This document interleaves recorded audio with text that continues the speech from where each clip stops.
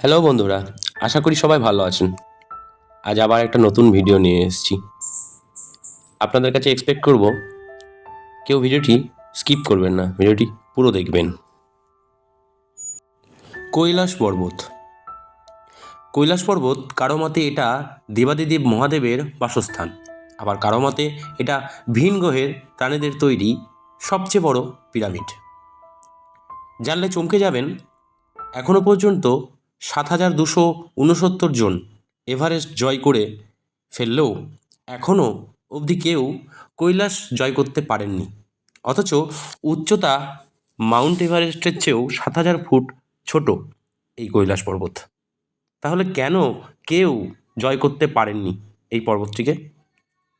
ওখানকার স্থানীয় লোকেরা বিশ্বাস করে যে অন্তর থেকে পাপমুক্ত না হলে কৈলাস পর্বতে ওঠা অসম্ভব।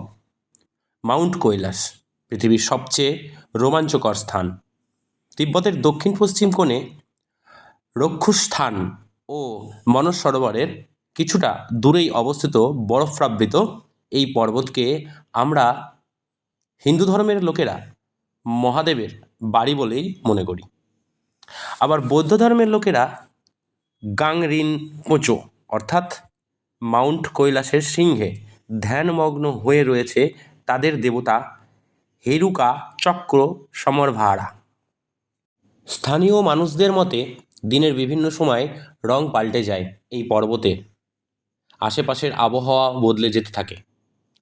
মানুষ খুব তাড়াতাড়ি বৃদ্ধ হতে থাকে এখানে। অস্বাভাবিকভাবেই হাতের নখ ও চুল বাড়তে থাকে। স্থানীয় মানুষদের কথা অনুযায়ী এই পর্বতের চূড়ায় 7 ধরনের আলো একসাথে দেখা গেছে।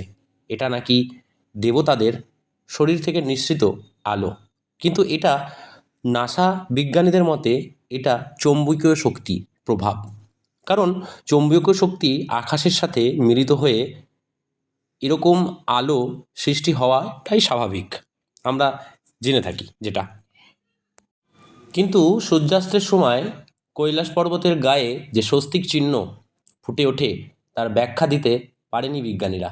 স্থানীয়দের দাবি, রাতের বেলায় কৈলাস পর্বতের ভেতর থেকে শোনা যায় ওম শব্দ।